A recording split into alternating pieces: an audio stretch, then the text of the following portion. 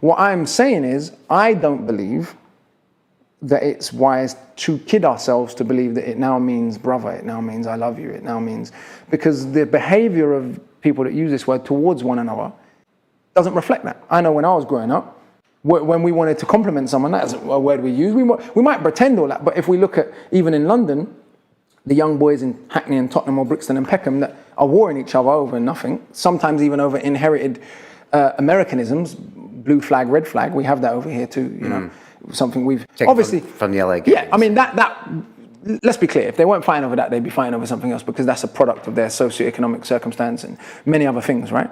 The point is, we're not treating each other like brothers. So this argument that this word we're using, when they want to go and kill someone, which word is it young boys are using? They're not saying, when I see this brother, I'm going to kill him, you know?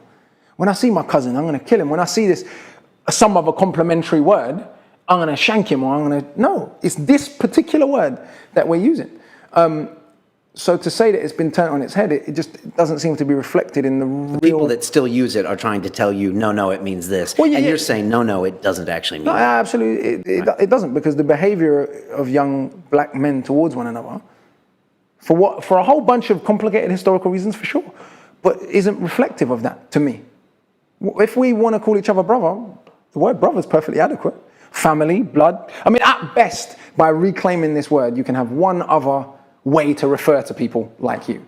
At worst, you can be regurgitating this negative energy. So I just think, why do it? If you're going to use it, so people have proper reverence and respect for the pain that's attached to it, I would only use it in its real context, which is an unapologetic product of some of the most brutal racism in human history.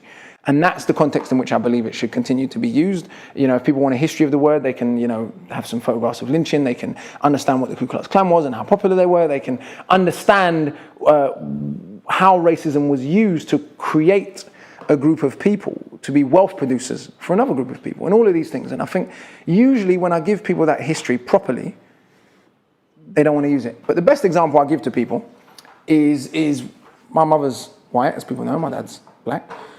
When I work with young boys... Are people surprised when you tell them that sometimes? Sometimes, yeah, okay. Sometimes. They feel I gravitate more towards the African Caribbean side of my family, which is true. That's the side of the family I grew up around. Okay. That doesn't mean I don't have respect for both sides of my family. It means I grew up around one side. I didn't grow up so much around another side. In fact, my mum's dad was kind of unpleased about, to put it mildly, about my dad's presence, you know? So it meant that I didn't have as much interaction with that side of my culture. That is what it is. But when I go into prisons, or schools or elsewhere, and young boys write their raps in the workshops I'm doing, and they say, nigga, nigga, nigga, nigga, nigga, nigga. I say, okay, cool, no problem, I'm not going to criticize you. I used to do the same thing, but let me ask you this, right? My mum's white, my dad's black. The white side of my family are from Scotland. Scotland is one of the most violent places in Western Europe. You know, a lot of violence in Scotland, gun violence, knife violence, etc. Now, even though the words like honky or cracker don't have any of the kind of racial domination history attached to them, if I start saying, you know, I'm gonna kill honkies, I'm gonna kill crackers, what would you guys think? And without exception, every single black boy has said to me, no, you can't do that, that's racist. Now, my white mother raised me, right? Yet me using that kind of language in relation to white people would offend the same black boys who have no issue using it in relation to themselves. So what does that say about how they feel about themselves and the value of their life and the value of offending them and their own sensibilities and their history?